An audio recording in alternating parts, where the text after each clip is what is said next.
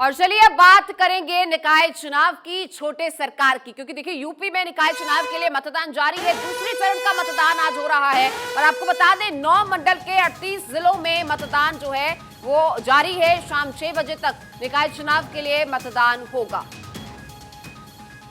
देखिए निकाय चुनाव के लिए भी किस तरह से धुआंधार प्रचार किया गया ये हमने देखा। 38 जिले हैं, पद हैं 6000 से ज्यादा, तकरीबन 7000 पद हैं जिसके लिए ये वोटिंग हो रही है। किसकी किस्मत चमकेगी, किसके हाथ आएगी ये छोटे सरकार की गद्दी, ये अब देखना होगा। 38 जिले हैं जिनके लिए मतदान शाम 6 बजे तक होगा।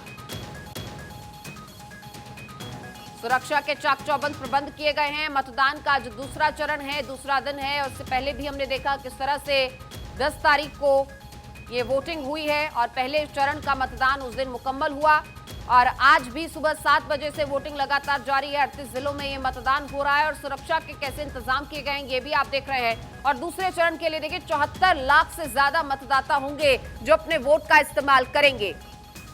तो सियासत के इस अखाड़े में किसकी किस्मत चमकेगी, निकाय चुनाव की ये तमाम ओहदेदारियां किसको मिलेंगी, ये यूपी की जनता तय करेगी। दूसरे चरण के लिए वोटिंग सुबह 7 बजे से जारी है और शाम 6 बजे तक ये सिलसिला इसी तरीके से चलेगा।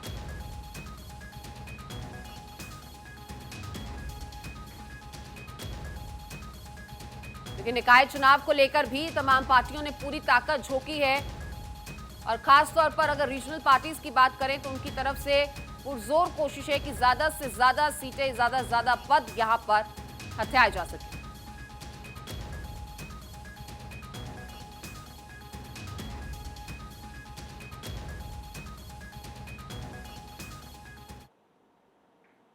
तो देखिए लगातार हमारे सहयोगी भी तमाम जानकारियां हम तक पहुंचा रहे हैं। सलमान हैदर इस वक्त मेरठ से मेरे साथ जुड़ चुके हैं, मेरे सहयोगी, और भी तमाम सहयोगी अन्य जगहों से हैं, उनका तारुफ भी आपसे कराएंगे। फिलहाल सलमान हैदर का रुख करते हैं। मेरठ में किस तरह का उत्साह है सलमान, और किस तरह का जुनून आप देख रहे हैं, क्योंकि देखिए छोटे सरकार की अब बारी है। जहां हम बड़े चुनावों की बात करते हैं वहीं अगर निकाय चुनावों की बात करें तो जनता का सरोकार इससे सबसे ज्यादा है, क्योंकि सबसे निकट होते हैं ये वाले प्रतिनिधि और इन तक पहुंचना बहुत आसान होता है। लोकल मुद्दों की ये बात करते हैं।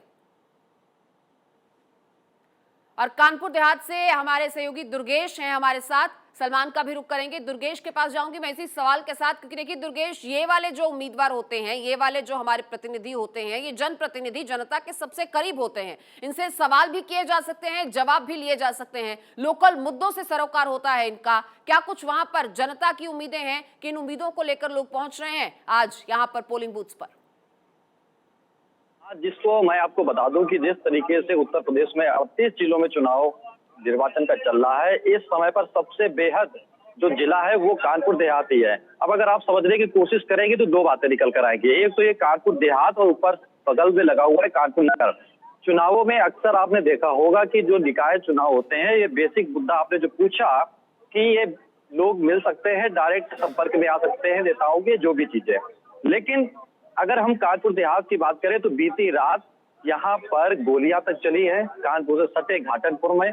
और वर्तमान समय में जहां पर हम खड़े हैं कानपुर देहात में तकरीबन 3 लाख वोटर्स हैं, जो कि 2 नगर पालिका और 11 नगर पंचायत है। यहाँ पर ये रूरल एरिया पड़ता है, कानपुर देहात से सटा हुआ कानपुर देहात। लेकिन रूरल एरिया के साथ साथ अगर हम बात करें पहले की, तो जब मायावती की सरकार आई थी तब इसका नाम भी बदला गया, रमाबाई नगर किया गया। लेकिन फिर बाद में जब योगी की सरकार आई तो कानपुर देहात कर दिया गया। लेकिन जब हम योगी की बात करें, जो यहाँ के नेताओं की बात करें, तो 4 सीटों में चारों सीटों पर बीजेपी काबिज है वर्तमान समय में। और कानपुर देहात से 3 मंत्री निकल करके सामने आते हैं उत्तर प्रदेश में, और एक केंद्रीय मंत्री साध्वी निरंजन ज्योति। अक्सर आपने देखा होगा कि बहुत कम जिले होते हैं कि जहां पर एक साथ इतने मंत्री निकलकर सामने आते हैं, लेकिन उत्तर प्रदेश में सबसे ज्यादा मंत्री कह सकते हैं कि बिल्कुल दुर्गेश, लौटूंगी आपके पास। तस्वीरें भी हम आपके पीछे देख पा रहे हैं किस तरह से कतारबद्ध अभी से जनता जो है वो सुबह से ही अपने इस हक का इस्तेमाल करने के लिए यहाँ पर पहुंच रही है। और आजमगढ़ से मेरे सहयोगी मानव भी मेरे साथ जुड़ चुके हैं। मानव, वहां पर कितना उत्साह देख रहे हैं आप, क्योंकि देखिए सुबह का वक्त है, लोग कितना अपने घरों से निकल रहे हैं, कितना यहाँ पर वोटिंग के लिए पहुंच रहे हैं, क्या होश है? आजमगढ़ में 3 नगर पालिका है और 13 नगर पंचायत है। आजमगढ़ की जो बात किया जाए तो लगातार वोटिंग सुबह 7 बजे चालू हुई है और लगातार आजमगढ़ की जनता अपने मतों का इस्तेमाल कर रही है। जो उनके हित में प्रत्याशी काम करेंगे, उनके साथ वोट करेंगे। आपको बता दें, आजमगढ़ में एक नगर पालिका में देखा जाए तो त्रिकोणीय लड़ाई चल रही है, जहाँ एक तरफ समाजवादी पार्टी है या बीजेपी है, मगर इन तीन त्रिकोणी में एक निर्दल प्रत्याशी है जो आजमगढ़ में एक सबसे आगे जनता के हित में काम करने दिख रहा है। आजमगढ़ की जनता पूरे जोरों शोर से अगर देखा जाए तो निर्दल प्रत्याशी के उम्मीदवार के ऊपर अपना हक जमा रही है, जो कि कह रही है कि जो नगर पालिका में अपना काम करेगा, जो जनता के हित के सवाल सुनेगा, वो ऐसा जनप्रतिनिधि हम लोग को चाहिए। जी अमृता जी। तो बिल्कुल देखिए, मानव जो मुद्दे होते हैं, सड़क, पानी, इन तमाम चीजों की दुरुस्तगी, लोगों तक जो बेसिक कम्युनिटीज है उन तक पहुंचाना, फिलहाल अगर इस जिले की मैं बात करूं, इस पूरे एरिया की बात करूं, तो यहाँ पर कितनी कमी नजर आती है? मूलभूत सुविधाएं कहां तक लोगों तक पहुंची हैं और अभी कितना दूर है वो विकास जिसकी बात और जिसका रोड मैप दिया जाता है? जी बिल्कुल, देखा जाए कि धरातल पे अब सरकार लाख दावे कर ले, मगर धरातल पे उनको दिख ही जाता है कि कितना काम। तो हालांकि जब हमने आजमगढ़ की जनता से जब बात की तो जनता ने सारी कमी बताई, नाली की हो, चाहे बिजली की हो, चाहे साफ सफाई की। उनका यही कहना है कि इस बार वोट उन्हीं को दिया जाएगा जो उनका काम करेगा। और प्रतिनिधि रही बात सवाल की, प्रदेश की सरकार भले ही योगी आदित्यनाथ की है, मगर हालांकि स्टार कैंपेनिंग के रूप में आजमगढ़ में योगी आदित्यनाथ आए थे, लेकिन उनके बाद जब कैंपेनिंग रोड शो हुआ तो उनका हालांकि दिखा नहीं उनका रोड शो में जनता का जनसंपर्क। लेकिन जनता का मूल मुद्दा यही है कि उनको साफ सफाई चाहिए, बिजली की साफ सफाई चाहिए, बिजली चाहिए, साफ सफाई चाहिए और गंदगी से निजात चाहिए। बिल्कुल मानव, आप बने रहिए, तस्वीरें भी आपकी ओर से देखेंगे। दुर्गेश का रुख मैं करना चाहूंगी, और दुर्गेश, किस तरह की तस्वीरें हैं ये भी हम आपके कैमरे की नजर से जरूर देखना चाहेंगे, क्योंकि देखिए जनता जो भी घर पर है, नहीं तस्वीरों को देखकर उत्साहित होने वाली है और अपने इस हक के इस्तेमाल के लिए अपने घरों से निकलने वाली है। जी, मैं आपको तस्वीरें जरूर दिखाऊंगा। आपको बता दूं कि 7 बजे से वोटिंग जारी है और 7 बजे शुरुआती दौर पर उजाला हो चुका होता है, लेकिन वर्तमान समय में धूप निकल आई है। लेकिन जो आप तस्वीरें देख रहे हैं, हालांकि पेड़ के नीचे की तस्वीरें हैं, जहां पर कुछ महिलाएं बैठी हुई हैं क्योंकि अपनी कतार में लगी हुई है। हालांकि आपको बता दें, पिछड़ा इलाका है, सारे लोग, हर वर्ग के लोग यहाँ पर वोट डालने के लिए आए हैं। पुरुषों की जो कतार है, आप देख सकते हैं कि तकरीबन ये जो लाइन है इसमें 100 से 150, और जिस बूथ पर हम हैं यहाँ पर तकरीबन 300 से 400 आदमी वर्तमान समय में वोट दे रहा है।